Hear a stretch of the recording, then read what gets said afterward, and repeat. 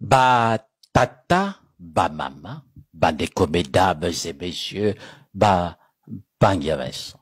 Quand le passé devient une menace, le présent étouffe et l'avenir recule. La parole politique, surtout lorsqu'elle émane des ministres de la communication et porte-parole du gouvernement, devrait être pesée, mesurée et responsable. Pourtant, dans sa récente intervention, Thierry Mongala s'est récemment exprimé. Que nous fassions attention et que nous disons à nos jeunes de faire attention à ce que nous entendons de manière plus ou moins ouverte sur les réseaux sociaux, de ceux irresponsables qui parlent d'insurrection populaire, qui parlent de soulèvement, qui parlent de révolte, qui parlent de renversement des institutions par la rue. Nous disons à tout cela que quand vous ouvrez la boîte de Pandore, quand vous ouvrez, vous faites sortir le mauvais génie de sa boîte, vous ne pourrez pas facilement le remettre. Mais ce n'était ni pour apaiser, ni pour rassurer. C'était pour avertir, dissuader et surtout intimider.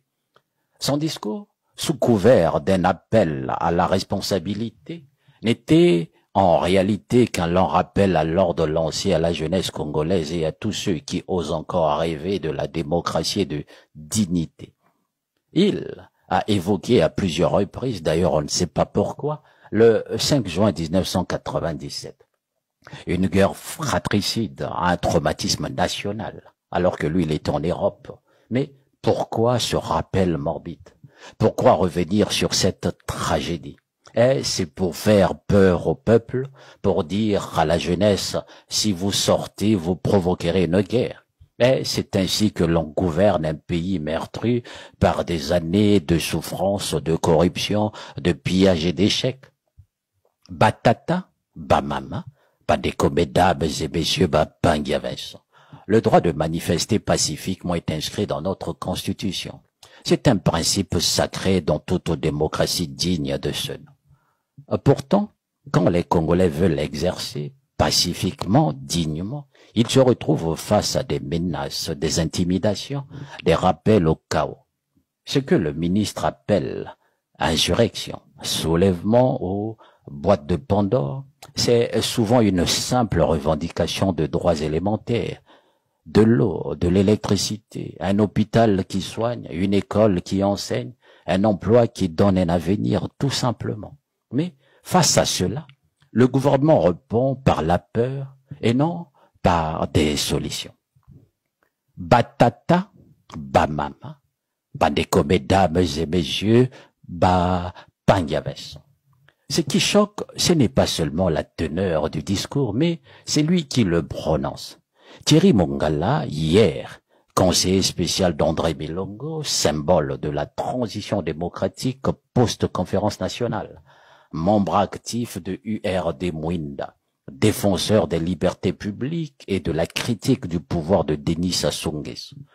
Aujourd'hui, le même Thierry Mongala est le bouclier verbal d'un système qu'il combattait. Il défend le silence d'un gouvernement dont l'échec est visible à l'œil nu jusque dans les rues de Brazzaville, de Pointe-Noire, de Ouesso, de Dolisie, d'Oyo, voire même de Makwa pour ne pas dire de toute la République. Batata, bamama, mesdames et messieurs, Bangiaves. Le pays est à bout de souffle, le Congo ne vit plus, il survit. Le système est à bout de souffle, l'eau, l'électricité sont des privilèges. Les écoles ferment, les enseignants attendent leur salaire, les hôpitaux manquent de tout, les jeunes diplômés errent sans emploi et les retraités meurent dans l'oubli. Les salaires sont versés avec des mois de retard, le chômage explose, les entreprises ferment, et pendant ce temps, on prépare la réélection du président sortant.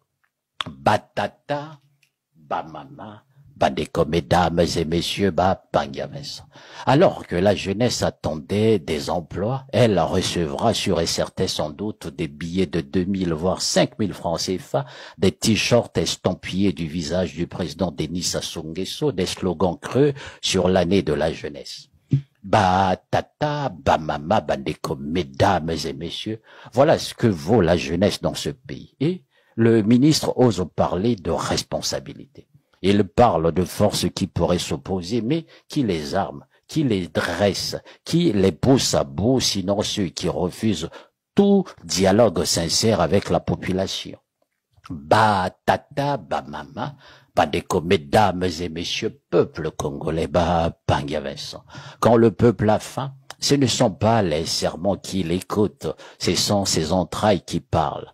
Le pouvoir a peur du peuple car il n'a plus rien à lui offrir. Le gouvernement congolais et son porte-parole Thierry Mongala ne craignent pas la guerre. Ils craignent le réveil pacifique du peuple. Ils craignent une jeunesse consciente, une société civile mobilisée, des citoyens debout et non à genoux. Il n'y a aucune insurrection dans une jeunesse qui réclame un emploi, une éducation décente ou la fin des coupures d'eau, d'électricité. Il n'y a aucune rébellion dans des enseignants qui demandent leur salaire ou des retraités qui veulent vivre dignement. Le droit de manifester pacifiquement ne constitue pas un crime, mais un devoir civique lorsque tout va mal. Le peuple congolais n'appartient pas à un clan politique et la jeunesse n'est pas un décor électoral. Lorsque les gouvernements échouent à servir, les peuples finissent toujours par se lever, lentement mais sûrement. Monsieur le ministre Thierry Mongala. Mais ce pouvoir incapable de répondre aux besoins fondamentaux du peuple n'a qu'un seul outil, la peur, et le ministre Thierry Mongala en bon relais l'entretient. Ba tata, ba mama, bandeko mesdames et messieurs, ba Pangia Vincent. Le ministre Thierry Mongala ferait bien de relire les discours de son mentor, André Milongo, paix à son âme. Peut-être y retrouvera-t-il un peu de cette vérité qu'il semble aujourd'hui avoir oubliée. Batata, bamama, bandeko mesdames et messieurs, peuple congolais. Un pouvoir qui tremble devant ses propres citoyens a déjà perdu sa légitimité. Et un peuple qui ne réclame plus devient esclave de ses bourreaux. À méditer.